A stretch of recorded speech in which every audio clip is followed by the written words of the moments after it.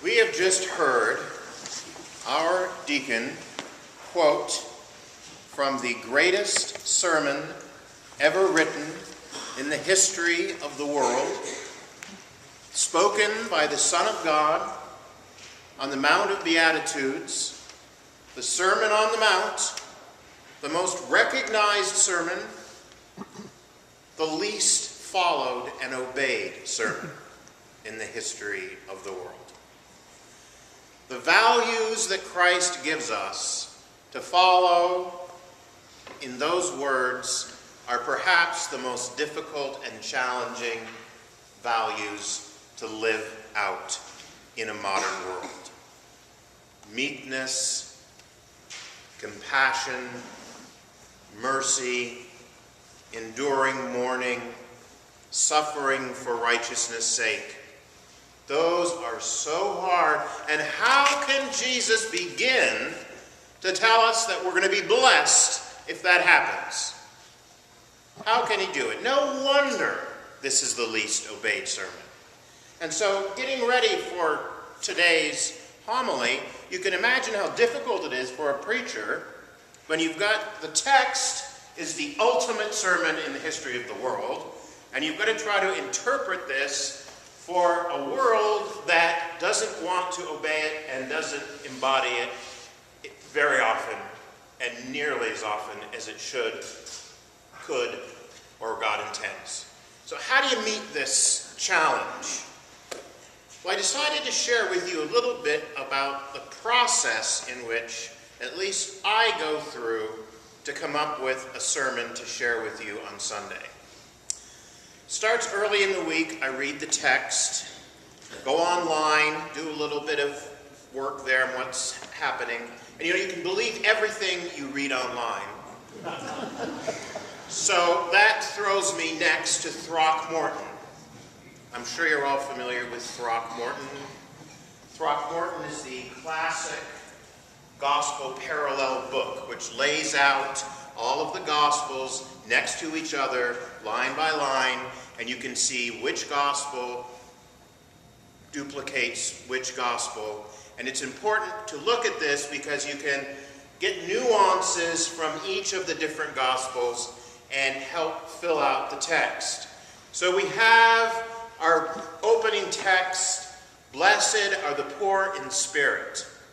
Let's find out in Throckmorton where these things come from, the Sermon on the Mount. Well, we can find out very quickly that Matthew and Luke both share the Sermon on the Mount word for word. John doesn't mention it at all. That's okay. John gets rather ethereal at times, and that's its own blessing. Mark is very short, so if you've got to delete something, I suppose Mark would choose to delete something like this. But Luke and Matthew both have it. The only difference is Luke goes on to add the woes. Those things that will happen if you're not following these directions and you're not blessed. Woe to be this. And I suppose Luke, being a physician, would have to have the woes and consequences of not following what you do to be blessed. Well, I want to delve a little bit deeper into this and open up Nave's Topical Bible. Have you ever seen a topical Bible before? It's a Bible that goes by the themes, and then it tells you where in the Bible to find those themes. I can imagine Pentecostal preachers must really like it if you're going to start doing proof texting. It's also nice to kind of wave around a little bit. It's kind of like being in a hotel room with nothing good on television. So you open up the Bible provided by the Gideons, and it says, if you're lonely, read this passage. If you're tired, read this passage. If you're anxious, read this passage. You get the idea. So you'll open up this, and I looked up God's blessings. And I looked up God's spiritual blessings. And nowhere in here did I find the Sermon on the Mount. The Beatitudes aren't mentioned in that section. So where would they be mentioned? All right, well, then I go to my study Bible. Now, the HarperCollins Study Bible, New Revised Standard, is the Bible. If you're ever looking to do a Bible study and you're wondering what version of the Bible I would recommend you look at, this is top drawer. The notes are absolutely phenomenal, and it's a fantastic translation. Highly recommend it. So look up the Sermon on the Mount in here, and we discover that the word blessed is the problem. What is a blessing? What is the root word of blessing? It comes from a version of the Latin beatitude. Well, where's that coming from?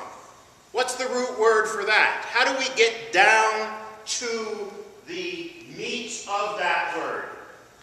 Well, then I have to go to the Bible I used in seminary. Imagine hauling this around every day for 3 years. But it's got the good notes in it that I took in classes. I look it up, look up Sermon on the Mount, and what do we have here? Seeing the crowds, Jesus went up the hill. He sat down and was joined by the disciples. He began to speak, and this is what he said. How happy are the poor in spirit? Theirs is the kingdom of heaven. How happy are those who mourn, for they will be comforted. Happy are those who hunger and thirst for what is right. They shall be satisfied. Happy are the merciful. They will have mercy shown to them. Happy are the peacemakers. Happy are the pure in heart. You got the word? The root word of blessing is happy.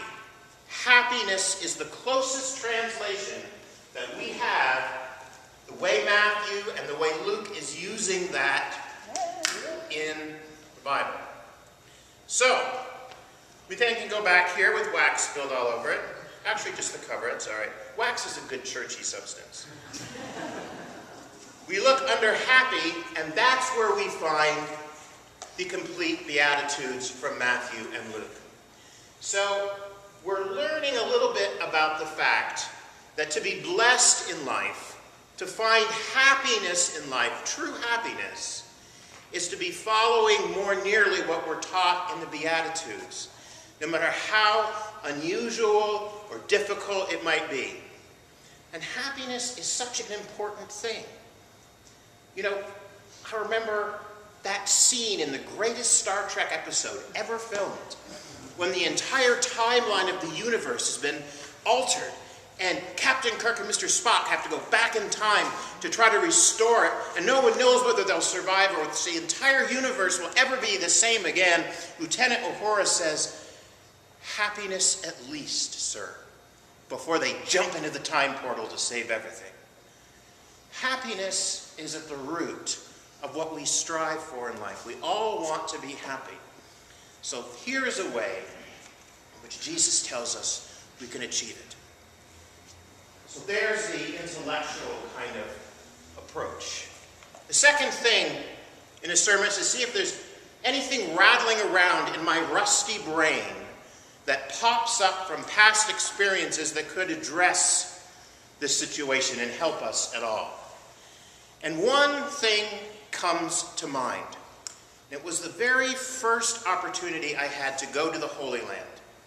And if you've been on a traditional tour of the Holy Land, you know that very often they'll start you off in Galilee, which is where the Mount of Beatitudes is located, on the hills surrounding that beautiful, lush Sea of Galilee. But to get there is a bit of a journey, because you've got to drive through, at least in the 90s, you were driving through what was a war zone, or had been a war zone. It's dusty, there are blown up tanks all around you, and upturned jeeps, and you're going through checkpoints, and there's just signs of violence and of human beings not getting along. And you get closer to Galilee, and things start getting a little more beautiful, a little bit more green and lush. But you notice all of the trash that's been thrown on the sides of the roads. Hillsides just covered with things that people have thrown out. It's just a horrible use of our environment, truly. And then you get further in, and that kind of fades away, and the beautiful Sea of Galilee opens up for you. And then the the beautiful gardens start cropping up, and by the time you get near the Mount of the Beatitudes, it's just one of the most beautiful, lovely places you can imagine going. And it's a spiritual place, and it's just a treat and an honor and a privilege to walk on those hills and to think this is where Jesus walked and shared this wisdom. But to get there, you had to know the violence, the abuse, and finally the beauty. All part of the human condition. All things we have to get through in order to find happiness and to live out the Beatitudes. These are some of the challenges that we have. And so we take then the academic part, and we take sort of the personal part, and we craft it together to what you've just heard, and there's the sermon. There's the sermon. And I want to end with two thoughts. The first thought is on the first beatitude. And we could spend Bible studies unpacking it, but to say, blessed are the poor in spirit, may seem challenging to us at first. Who wants to be poor in spirit? But each one of these beatitudes has a special meaning. And the special meaning of blessed is poor in spirit is when you and I realize that the ultimate goal in life, the ultimate blessing, the ultimate happiness comes from God and none of the physical things that surround us. That's when we're poor in spirit. And that's when we reach out in spirit to seek those things of God made manifest in our world. Manifest in one another. Manifest in community, in relationship.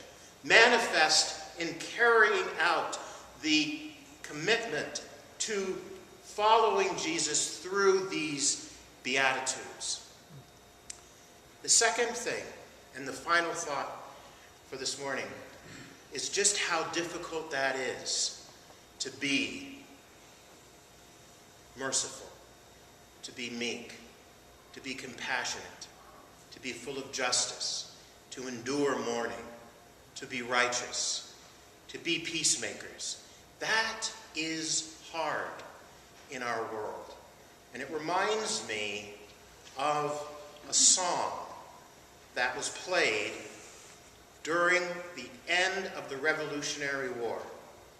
At the Battle of Yorktown, I'm sure somebody here knows the song that the British Army marched to at the surrender of Yorktown. It was the song, "The World Turned Upside Down."